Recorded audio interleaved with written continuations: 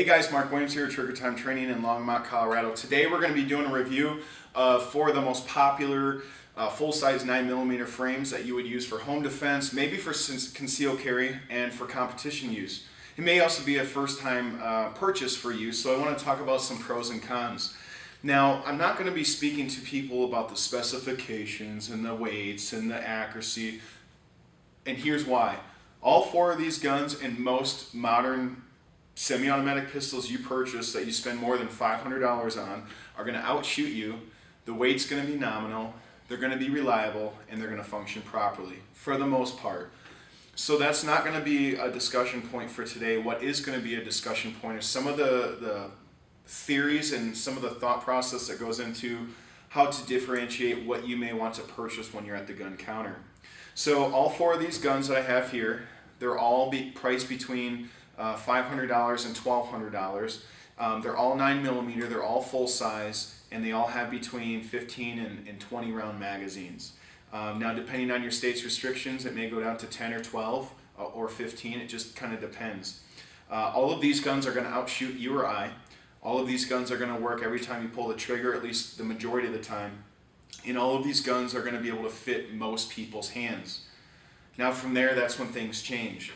So I don't want to spend too much time on this video. I want to make it quick and to the point. So let's first start with the SIG P226 Tac-Ops. So this is the Tac-Ops version, Tactical Operations for short. And the only differences from this, as most of them, is it comes with night sights, it comes with an extended grip, and it also comes with 20 round magazines.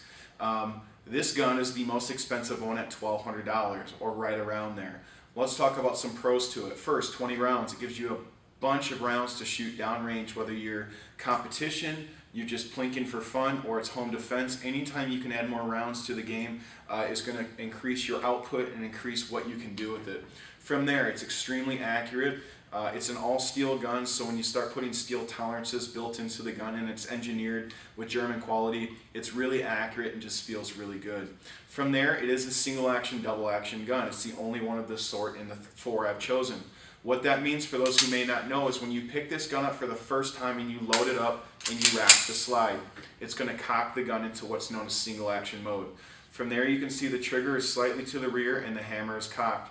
When you pull the trigger and shoot it, the hammer is going to fall, the gun will cycle, and it will reset in that rear position. This is not how you carry the gun, however. When you carry the gun or store it for home defense, you're going to, on this side, select the safety decocker, the hammer and the trigger will both go forward, watch them both, and it will now be safer, but not completely safe for concealed carry or home defense. Here's the problem with that though. When you conceal carry this gun, the trigger weight to pull this is twice as long, and it also weighs between 8 and 12 pounds. After that first round is pulled, the gun will cycle and it will be short, about 4 pounds. Most people, though, they don't want to practice with a gun that makes them less accurate. So what I see most people do at the range is they come pick it up, they load it, they cock it, and they begin shooting it like this. This is not how we're going to carry the gun or how we're going to take the first round, which is arguably one of the most important rounds to shoot. So we see a lot of people have shooting flaws and shooting errors when they go to the range for qualification, or if they're put to the challenge for competition, or unfortunately, if they get into a real gunfight. The other thing with this gun is that it does not have ambidextrous controls. Although you can swap out the magazine release, the most important functions, which is the slide stop, slide release, and the safety decocker, are located on the left side for a right-handed shooter. So if I'm a right-handed shooter like so, it makes life easy. I can lock it to the rear, and I can also safely decock it. But what if I'm a left-handed shooter? I now have to learn a system to both lock the slide to the rear and also safely decock it. Now you can break your grip, and you have to safely decock. I have to actually take my support hand off, find it, and sweep to grab that safety decocker. Some people can say, well, Mark, you just take your trigger finger and do like this weird claw. And that's fine, you can do that, but under stress and while in movement, or if you're not really comfortable with the gun, this can get really close to the trigger, and we have seen people accidentally go in and have an accidental discharge.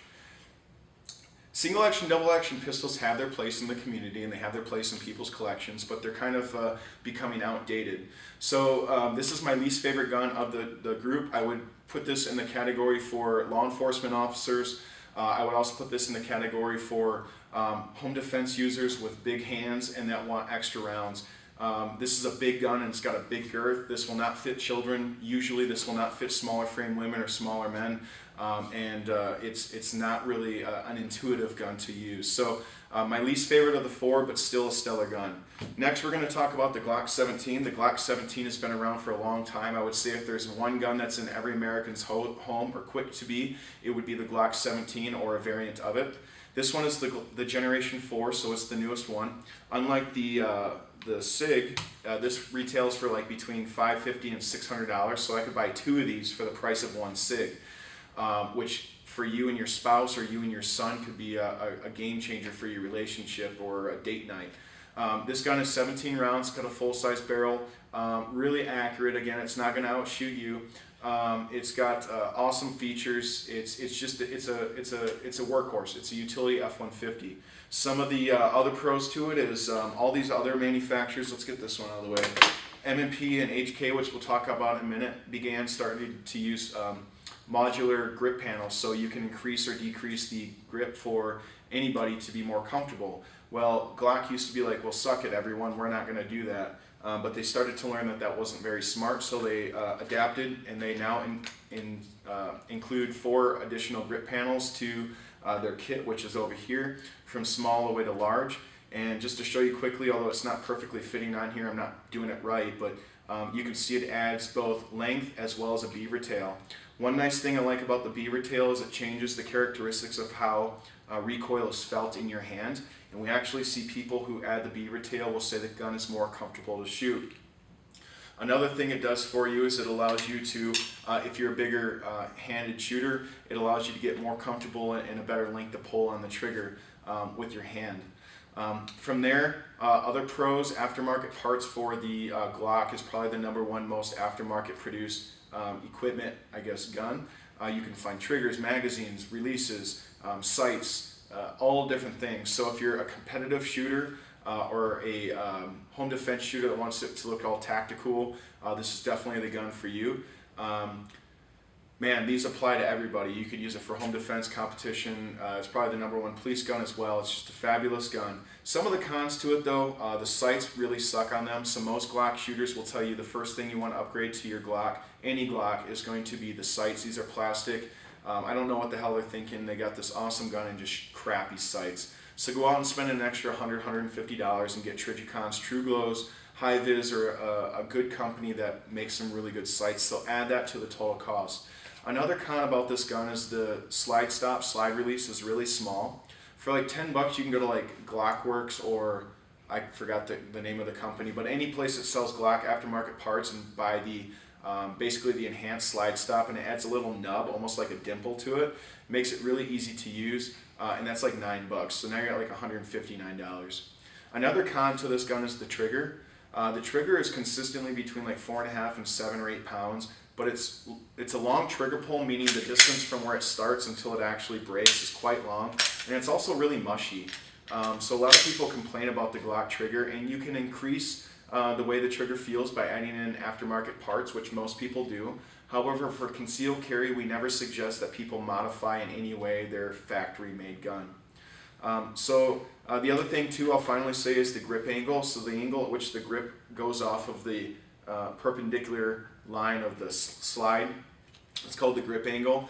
A lot of people, for whatever reason, say this gun points low or high, and a lot of people will actually say it points low.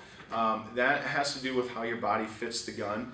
And what I tell people is when they first look at firearms, they're not really thinking about the firearms training aspect. They're just thinking what this intuitively means to me. People who say a gun points high or low naturally are usually untrained or don't have a whole lot of experience shooting, because you'll learn how to manipulate yourself and the gun to shoot the way you want to. If a pro shooter can outdo this gun that has a more shallow angle than something like an M&P or 1911, that proves right there that it's the shooter and not the gun. So that's not necessarily pro or con, but it's something I commonly hear that's just a flaw, and it's minutia. You can learn to shoot this gun just as well as any other gun in the world just by how you shoot it. So again, there's the Glock 17, about $550, $600 in everyone's home. Really good choice for any type of use, and you can't go wrong with this. Next is going to be the M&P. This is my #1 choice that I personally like to sell, and it's also my favorite firearm. I'm not sponsored by them or anything, but I use it for concealed carry, home defense, self-defense, training, and competition. This is their 4 1/4 inch 9mm that comes with 17-round magazines. Something about the gun, it's subconscious, it just attracts me to it. It's American made, it's made in Massachusetts, it's got these awesome scale-like looking rear serrations, which makes it very, very unique. Also, it's functional because if I'm sweaty or dirty, finding those is a little bit easier than some of the other guns. It comes with fairly decent daytime sights from the factory, although I do recommend getting aftermarket sights like Trigicon HDs or something of that sort to increase your functionality with it. The gun is just awesome. I don't have a whole lot negative to say about it. It comes with 3 grip panels, small, medium, and large, and you use this little tool here that comes out, and this is also how you, according to the manufacturer, take the gun down, is with this little tool. But anyways, if it'll come out here. So this is your small, medium, and large grip panel. And the thing I like about these grip panels that differs from the Glock is if you're trying to get longer length, you can do that, but if you're trying to get width or girth, it will do that because these go width and length. I really like this gun, and we typically see this gun fit best in junior shooters' hands from like 12 to 16, or smaller frame females or men who just have smaller hands. I'm a 6-foot tall guy, and I actually like the smallest grip panel that they make. But that's up to you guys. But as far as a 12-year-old, if you're looking to get them into competitive shooting, the M&Ps just seem to fit really well. They also have the John Browning grip angle, which is the 1911. So a lot of you who shoot 1911s will really find that kind of an at-home feel. The gun has ambidextrous controls for the slide lock, so I can lock it to the rear on the right, and I can also lock it to the rear on the left. The magazine release is not ambidextrous, but it can be swapped just like the other models. It also has a chamber indicator, so if you load this up and you rack it, you can quickly identify if it's loaded or not having to do a press check. And then from there, there's just something about the recoil that the gun puts out that I like. It's a very soft recoiling gun. It doesn't have a whole lot of violent flip to it, and it's just a joy to shoot. The only con I really have for this gun is 2 things. One is the trigger and the reset on the trigger. So when you pull it, it's got a shorter break and pull than the Glock does, but it's not as crisp of a break as some of the other guns. And the other thing too is the reset. So if I were to pull this trigger to the rear, the gun would cycle, and then as I let the trigger out, we hear and feel a click. That reset has always been an issue for M&Ps, and they've tried to correct it, and they've done a pretty good job. But the reset is not very tactile, and it's not very loud. As you become a more experienced shooter, you'll quickly understand that feeling that reset after your shot's been taken allows you to shoot quicker and more efficiently. And if you can't feel or hear it, sometimes you miss it. So what a lot of manufacturers do aftermarket, like Apex, who in my opinion makes the best aftermarket trigger for any polymer striker fired frame, only for the M&Ps, they've improved that reset, which is my final point. If you're looking for aftermarket parts, although the Glock has probably more than the M&P, I really feel the M&P aftermarket parts are more quality. Like I said, Apex makes this competition trigger shoe and sear package and spring package that is freaking awesome. Although we never encourage aftermarket triggers for professional cops, military, or for CCW users, for competition users, or just practical shooters for fun, they are incredible. You can get them really light, really short, really awesome reset. They really make the gun accurate. There's also tons of aftermarket parts. So in addition to being for everyone, I really like to suggest this to younger shooters or shooters of smaller frames. And the other thing I like about this, similar to the Glock, is the bigger brother and the smaller brothers to these, like the compacts and the shields and the full-size 5 1/4 and 5 inches or whatever they are. They all are very similar with operation and functionality, so once you get one and learn how to use it, the rest just work naturally. The final thing we're going to talk about here is going to be the VP9. The VP9 is the newest firearm from HK. This is their all polymer striker fired gun, and I think this is going to be the #1 seller to outdo all these in the next 5 years. I think as they start to grow and realize their market base is expanding, this is going to be the best gun. I've actually contemplated in real time thinking about switching all my Smith & Wessons out to the VP9. Why? First and foremost, it's an HK. It's phenomenal history and pedigree, and it's just the gun outdoes itself. So let's start with the grips. The grip panels, you get 3 on the gun that currently come, both the sides as well as the back, plus you get 1, 2, 3, 4, 5. 5 plus these 3 is 8. If you take those 8, oh shoot, there's more than that. 1, 2, 3, 4, 5, 6. There's like 9 of them. So if you take all of these grip panels and you are not Polish like me and can do math, you can probably find out there's hundreds of different ways you can have the gun set up for you. So this is really applicable for young shooters to short shooters to heavy shooters to tall shooters. From there, the sights are really nice for factory sights. These are not, they're technically night sights, but they're just luminous. So if you point a flashlight in them, they'll light for like 15 seconds. But they're very intuitive and they're high contrast. You can also get a model that comes from the factory with night sights. They're awesome. From there, it's got a lug on the rear. So if you're trying to cycle the gun with the manual use of the slide, it's really easy and very tactile. I can catch this anytime. I can do it without even having to grip it. I can just come across it and rack the gun. Ambidextrous controls for everything. That means the bolt release or slide lock, slide release. The magazine is ambidextrous. Although they use a European style release paddle, I found on this HK model, it's very easy to find it, and I don't have to break my grip in either position to get to it. Very intuitive to use, super reliable, and what I like is since we live in Colorado, the magazines are 15-round capacity, so I don't have to worry about buying a 10-rounder because Smith & Wesson hasn't caught up with everybody here, like 3 million people who want 15-round magazines, and they only have 10 or 17, so you're kind of screwed. From there, the trigger for a factory gun is probably the best I will ever get to shoot from a factory gun. This trigger is insane. It's got really minimal creep, really light trigger break, really good reset. The only thing I'll say about HK that's kind of a negative is HK doesn't like to give out the rights and the commission of aftermarket products to too many people. So I doubt we're going to find a whole lot of aftermarket parts for this gun. The trigger being the most important one you typically see. But with all the features it comes from the factory with, I don't think there's a whole lot of reasons. And I think there either is or there's going to be a 5-inch barrel coming out soon, and I wouldn't suspect too long after that a compact and maybe some other models. Again, this is the VP9. This is anywhere from like $6.5 to $700. Although I shoot M&P, I think this is where I'm going next. This gun's going to apply to anybody the M&P and the Glock have.